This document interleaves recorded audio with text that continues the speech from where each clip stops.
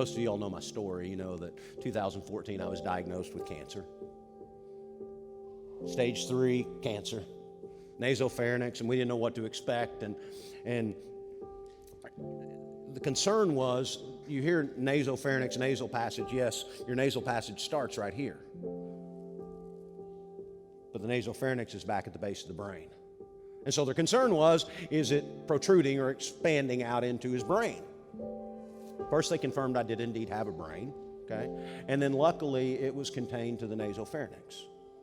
And we found out that we were going to be blessed with 35 radiation treatments over 7 weeks, 5 days a week, coupled with 7 rounds of chemo. Now, they told us that those two complement each other. I think that was the word they used. They complement each other. What it really means is one makes the other more intense. One makes the other more intense. And it was pretty intense. 35 radiation treatments, 7 chemo treatments, and it was hard.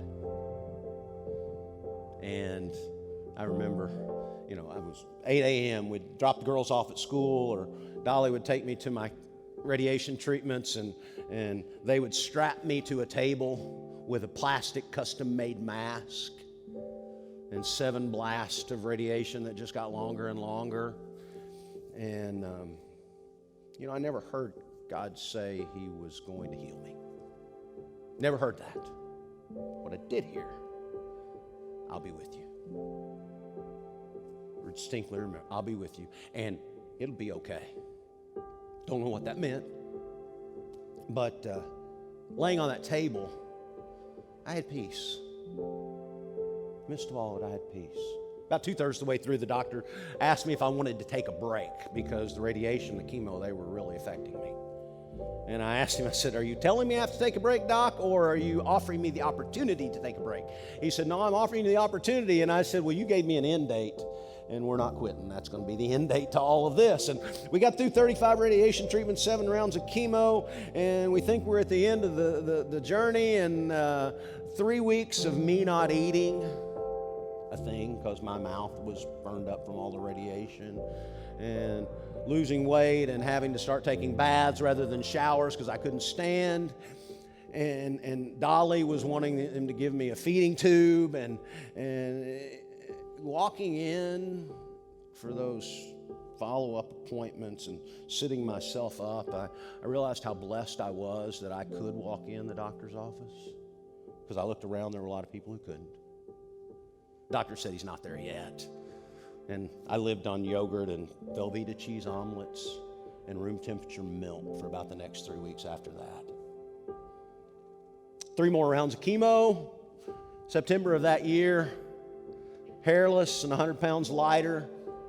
We went to get the scan, and they said, "You are cancer-free." Praise God. But I never heard God say, "I will heal you." Although my radiation oncologist told Dolly bluntly, "We're going to heal him."